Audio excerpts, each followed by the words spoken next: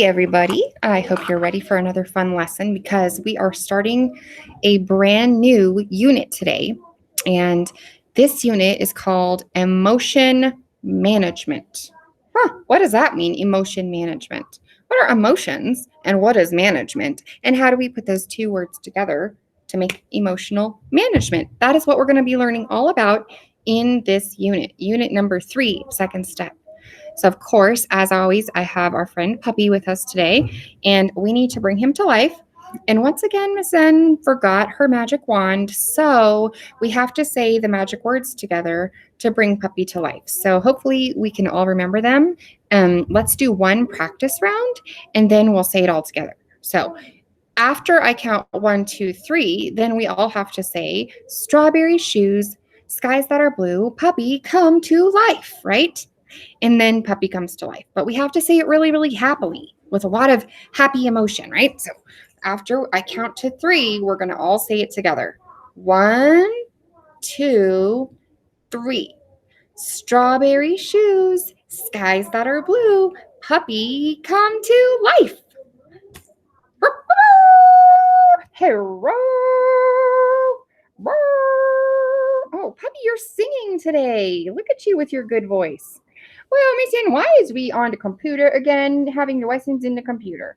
Well, Puppy, it's because I have to record this lesson so that our friends have a lesson to watch because I'm going to be off of the SME campus on Thursday when I'm supposed to come to your room. So you're seeing this on a Thursday, which means that it's the day that I had a training, which means that I'm not actually there at school. So Puppy and I are recording this ahead so that you still have a lesson to watch. Right, Puppy? Are you okay with that? You want to help me still? Oh, I want to help you. Sure. I always want to record the second step lessons. So, Puppy, today's a really exciting day because we're starting a brand new unit called Introducing Emotion Management. Puppy, do you know what emotions are? What are emotions? Well, emotions is like when you have a feeling. Yeah, a feeling is another word for an emotion, right? What is an example of an emotion, Puppy? Like if I'm really happy, that's called excited. Yeah, that's true. That is called excited. If we're really happy, that's called excited. How do we show excited on our face? On the count of 3, let's all show excited on our face, just with our faces. 1, 2, 3. Puppy, I love your excited face. That looks so good. How can we tell that Puppy is excited? His eyes are big and his mouth is open. And I'm looking out there at all of you, and it looks like your mouths are open and your eyes are big and round. And that's how we show that we're excited, right? And we also go, sometimes we make a sound, and sometimes we also put our hands up, right? Yeah. So today we're learning about emotions. And the second part is management. So emotion management. What does it mean to manage something, Puppy? Do you know that word? I don't really know that word, Miss Ann. Well, that's okay. Do any of you out there in the audience know that word management? What does management mean? Sometimes we use that word to talk about somebody who's a boss, like a manager, right? So a manager is the boss or the one in charge of the other people in the building, right? So when you have a manager for your emotions, who do you think is the manager for your emotions? Somebody else?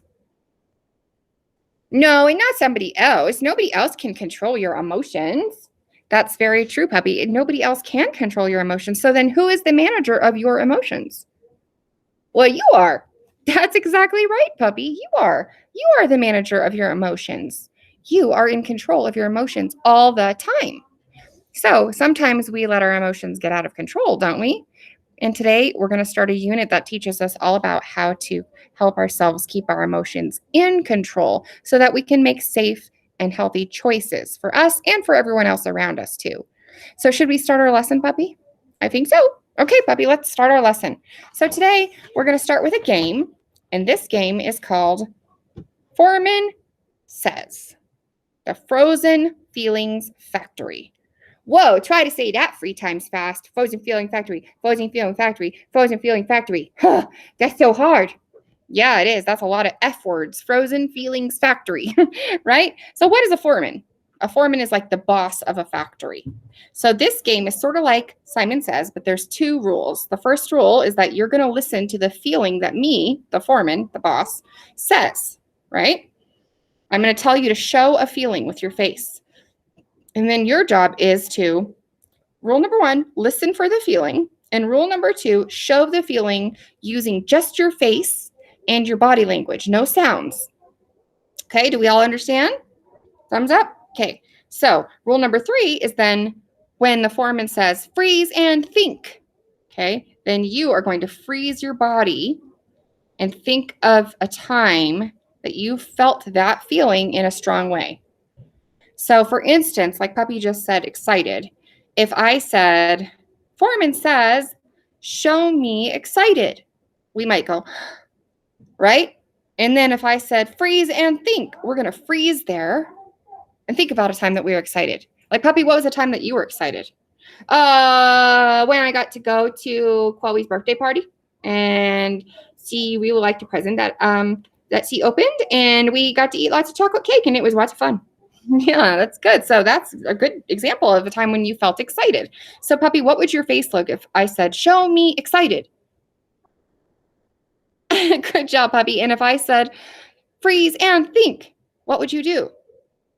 Good job, Puppy. You're just staying there. That's right. So you're thinking about it that time that you were at Chloe's party, and you're doing a really good job of being frozen.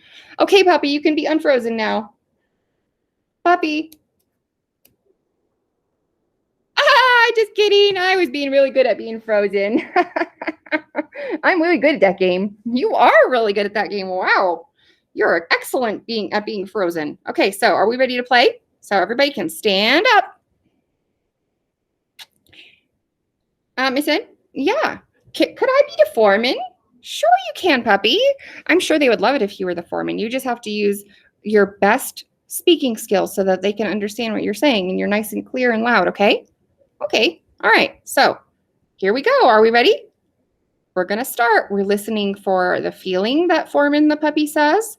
We're listening for him to say freeze and think, right? Okay, here we go. On the count of 3. 1, 2, 3. Foreman says, show me angry. Freeze and think. That was fast.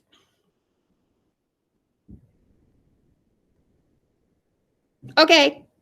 Foreman says, show me happy. Freeze and think. Think about a time you were happy. Foreman says, show me sad. Freeze and think.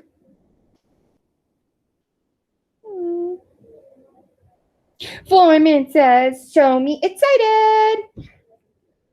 Freeze and think. Good job, puppy. You did a great job being the foreman. Very good.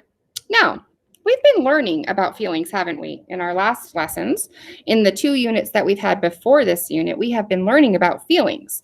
But today, in the game, we had to remember a time when we had that feeling, right? So hopefully you were thinking about not only freezing, but also thinking about a time that you had that feeling.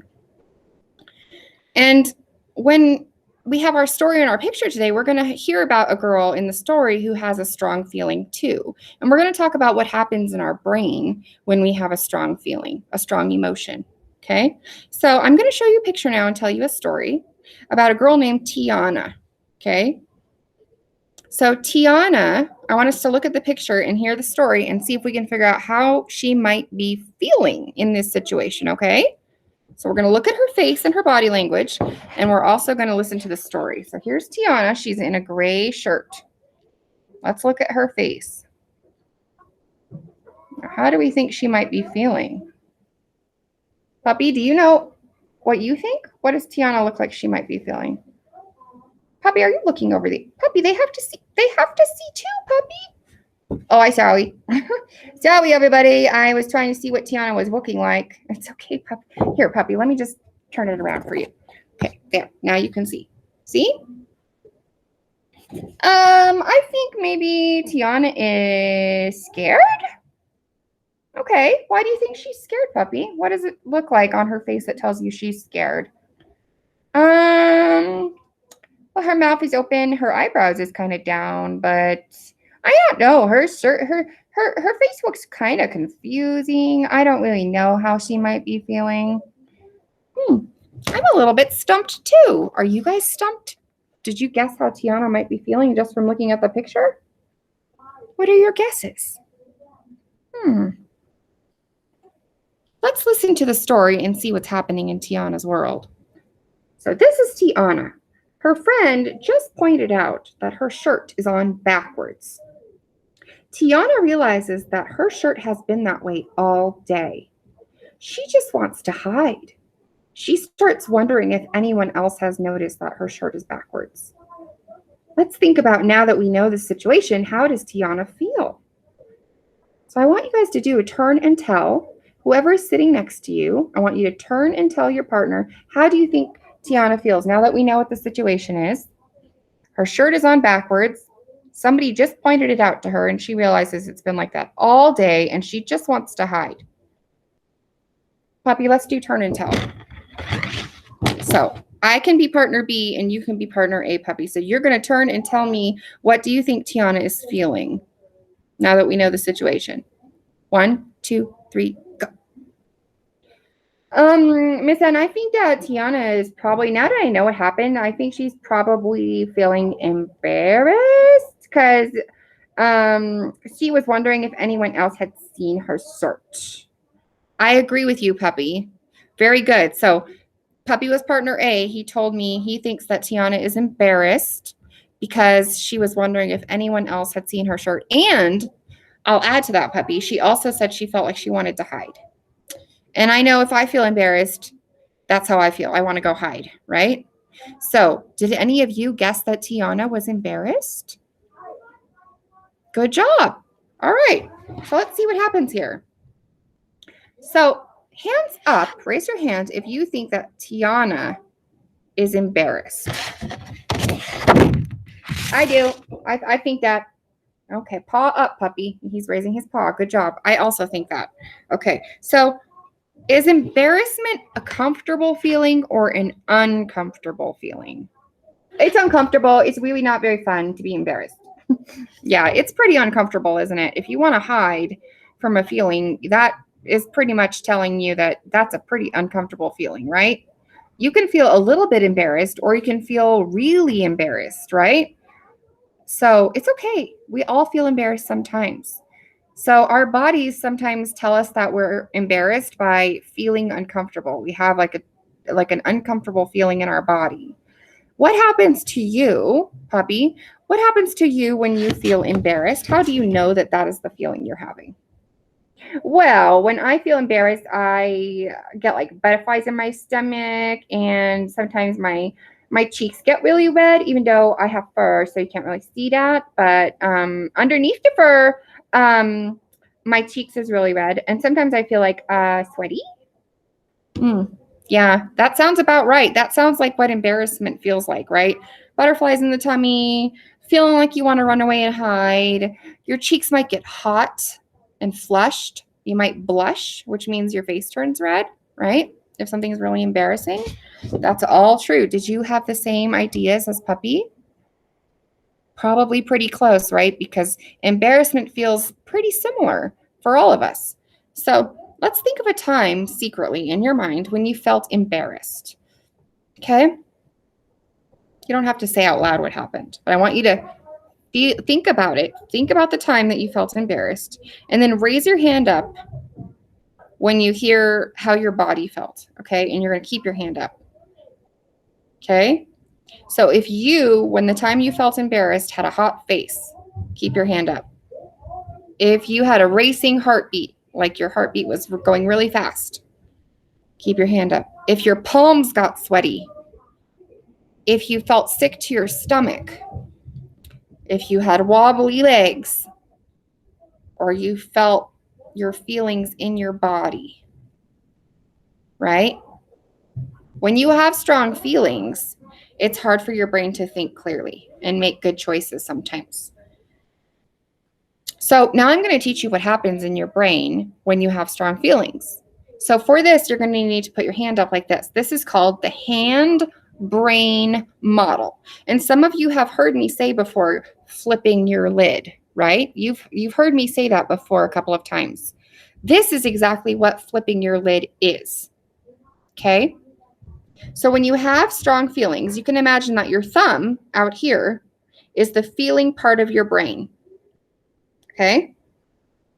The feeling part of your brain is deep in your brain, like in the center. So put your thumb in like that, okay? And then fold your fingers over your thumb. Now your fingers, the part that's over your thumb, that's the thinking part of your brain, okay? Do you see how they're touching? The thinking parts of the brain and the feeling parts of the brain are close together when we're calm. Basically, these two parts of the brain are so close that they can call each other up and communicate like a telephone. The thinking parts of your brain gets information from your senses, from your eyes, your nose, your mouth, your feeling, like the touch, and your hearing. Gets information from your senses, and then it calls up the feeling part of your brain, and it says, hey, here's what I'm getting. Maybe I saw, let's do two separate ones. Like, let's pretend like the first feeling is you're happy, right? So thinking part of the brain says, hey, guess what? I just heard mom on the phone. I get to go to a birthday party tomorrow, right? It calls up the feeling part of the brain, and the feeling part of the brain is like, woohoo, we feel happy, right? But then if something upsetting happens, like with Tiana, right? Then the feeling part of the brain kind of freaks out, and it rings like a little alarm bell. And it's like, ding, ding, ding, ding, ding. We're embarrassed. This is an uncomfortable feeling. Attention, alert. This is an uncomfortable feeling, right? And then your thinking part of the brain flips back up, and your feeling part of the brain takes over. So now your hand should be back like this. And now, Miss N, yes, puppy. Well, I was just noticing something. Sure. What do you notice? Well, now the feeling part of the brain and the thinking part of the brain, they're not close anymore. That's exactly right, puppy. You are right. So our feeling part of the brain and our thinking part of the brain are far apart, aren't they? So do you think it would be easier, puppy, or harder for your thinking part of the brain to help you make good decisions if you flip your lid? Easier or harder? Is it easier or harder for your thinking brain to call up your feeling brain and say, hey, it's okay, dude. We can be calm? Is it easier or harder? I think it'd be harder because they're farther apart. That's right, exactly. So they can't communicate as well. So when we flip our lid, that means our emotions, our feelings took over. And so we can't think clearly to make good choices until we calm back down and our thinking and feeling brains can call each other up again and talk, right? So that is what happens in our brain. So once again, you have a thinking part of the brain and a feeling part of the brain. When we're calm, the feeling part of the brain and the thinking part of the brain talk to each other, and everything's fine. If something happens that's uncomfortable, or we feel unsafe, or we feel really sad, and our emotion is really, really big, then we do something called flipping our lid, which means that now our emotions took over and our thinking brain can't help us make good choices. So we have to practice ways to calm back down so that we can then have our thinking and feeling brains talk again and everything's back to normal, right? All right, I hope that made sense. So now let's go back to Tiana, okay? So with Tiana feeling embarrassed and saying that she wants to run and hide, do we think that her thinking and feeling brains are talking to each other right now? No, I don't think so, Miss N. Okay, well, which one do you think is in charge right now, puppy? I think probably her feeling brain is in charge because she's probably just going to go hide somewhere, and I don't know if that's a safe choice. That's true, right? Is running off and hiding somewhere a safe choice when you're at school? So Tiana's thinking brain is probably not able to call up her feeling brain right now. If her feeling brain is in charge, what should she do before she makes an unsafe choice like hiding? Miss Ann? Yes. I think maybe Tiana needs to take some deep breaths and calm down. Or maybe she can talk to somebody or go to the bathroom, like ask the teacher if she could go to the bathroom and just like calm down for a little bit. Those are all good choices. Yeah. She could ask the teacher if she could go to the bathroom and have just a little bit of alone time to calm down. She could take some nice deep breaths to calm down. And as she's doing that, her thinking and feeling brains are coming back together and they're able to communicate. And then her thinking brain can help her make good choices, right? Very good. All right. So hopefully, we learned today in this lesson that we have two parts of the brain that talk to each other all the time. And they're called the thinking brain and the feeling brain. We did a hand model where we learned that our thinking brain and our feeling brain usually can communicate when we're calm. But if something happens that makes us feel a big emotion, we can do something called flipping our lid, which makes it almost impossible for our thinking brain to help us make good choices, right? To get ourselves back to a place where we're calm, what should we do? Deep breaths, ask for help, right? Talk to somebody, and anything else that would help you feel more calm so that your thinking and feeling brain can communicate again, right? That's what's important. Good. So today I taught you that's called the hand model of the brain.